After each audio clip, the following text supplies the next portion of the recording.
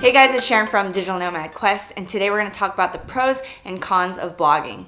So if you guys are new to the channel, welcome. I'm all about teaching you how to build passive income, become financially free, and design your best lives. So let's get right into it. So if you noticed in one of my previous videos, I interviewed Ryan Scribner, who talked about how blogging has actually started making him a few grand a month within 1 to 2 years time frame. As you can see, it's not overly saturated where you can't start making money now. I've been blogging for about 4 to 5 years now, and it's generating income. I also have a niche site that generates income, and it's totally doable. That's why I advocate blogging. So let's just get right into it. First, kind of what I just mentioned, that blogging still works. You can still make money off of it, though it's kind of more saturated. As I mentioned, Ryan Scribner is making it happen. I'm making it happen. A lot of bloggers out there are making 6 figures a month just blogging. You can monetize it in multiple ways through ads, affiliate marketing, sponsorships, owning your own products like courses and books, maybe even starting your own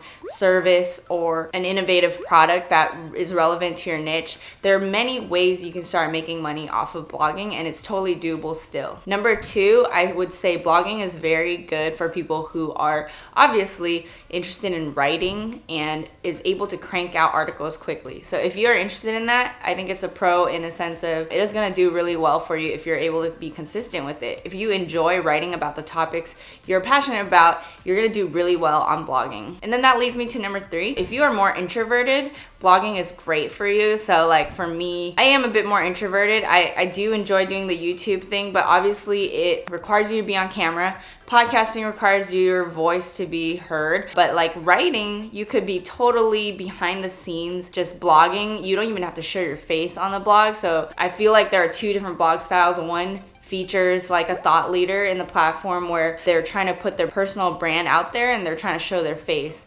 Whereas the second one is more of a repository of information, and you can do that, right? You can create educational pieces of value without having to show your face, and then you can also even get writers to write on the team and grow it into a thing where it becomes a repository of information around the niche that you are passionate about. So if you're introverted, it's a great path because you don't need to like be the spokesperson. You don't have to be visible on camera or on audio. So it's just really behind the scenes. You can just type whenever you want and then crank out a blog post. Which leads me to point number 4. Blogging is very easy and you can just bust out your work anywhere and then start cranking out that content. So when it comes to YouTube, you kind of want to be in your own spot. You want to have the mic set up, the camera set up.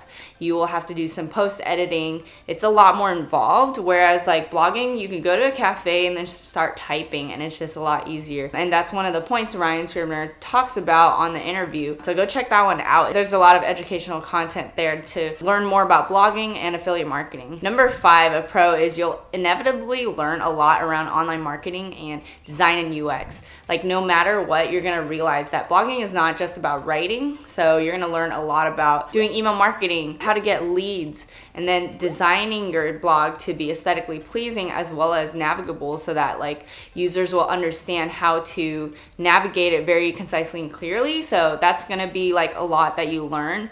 And if you are looking for that path where you can actually substantially grow in terms of your personal skills, I think blogging is a great way. Especially like even if you want to get a marketing job and showing that like you've created a blog, you understand content creation, email marketing, social media marketing, all the stuff that's involved with it. Like it's a great resume booster in case you are looking for a job in that area. But regardless, it's a great way to learn a lot of things because by the time you start learning how to monetize your blog, you're gonna have to know like online marketing. You're gonna have to learn how to get those leads and how to nurture them and then how to convert them, as well as how to build a community, right? So there's so many different components to it that I think blogging is a great way to just increase your skill set, increase your mastery of online marketing and design. So point number 6, another pro is I think that you usually need a website no matter what. If you have a podcast or a YouTube channel, you're going to want to direct them to your own space where you can collect your emails and you can own your audience kind of thing. With YouTube and podcasts, if it shuts down, right, you are kind of screwed. Like, you're using their marketplace. Whereas like with blogging, when you have your own website, you're collecting your own emails. If you lose your blog, you have your email list at least. So it's really important to start building your website regardless. So no matter what, if you are going to YouTube podcast, I think you should create your own domain. So it makes sense to start a blog. You could even repurpose your video and audio into blog posts, and then you can use that to populate your blog and then get searched upon. Now, when it comes to cons, blogging is definitely more saturated than YouTube and podcasting. So YouTube has been around since 2005. Blogging has been around basically forever, since the internet, Google started. Back in the day, you would have to code your own website, but now WordPress has made it super easy to start your own blog and your own website, right?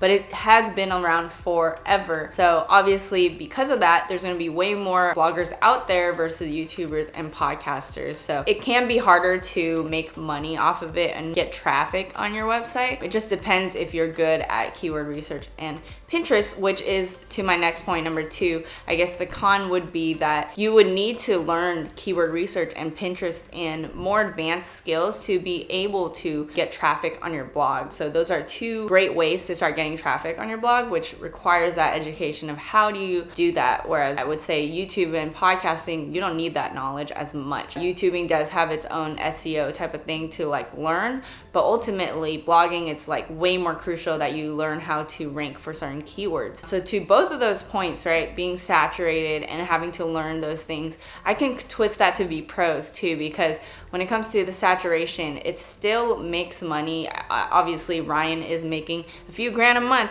from just 1 to 2 years of blogging. So it's still doable for sure. You just need to like know where to start and how to choose the right keywords for that. I also have a free blogging course that will be coming out, so I'll put the link below when that's ready. So that will help get that understanding of everything. And then we also are going to launch a paid course called Blog Launch Profit, which will go really in depth about keyword research. So you might want to check that out. To the second point of the whole keyword research and Pinterest thing, yes, you're gonna have to learn all that stuff, but again, it's like great to be able to learn how to master these skills, because it's gonna be helpful in anything you do. If you're gonna grow a business, and if you know that you're gonna need to have a website in the future for all this content creation, you might as well start learning all these things. So I can twist those as pros, right? It's a good thing to start learning all these different skills. So I hope you guys enjoyed this video on the pros and cons of blogging. If you guys have any other feedback, let me know in the comments below. If you like this video, smash that like button, subscribe, hit that bell button to be notified of my latest videos, and I will see you guys in the next one.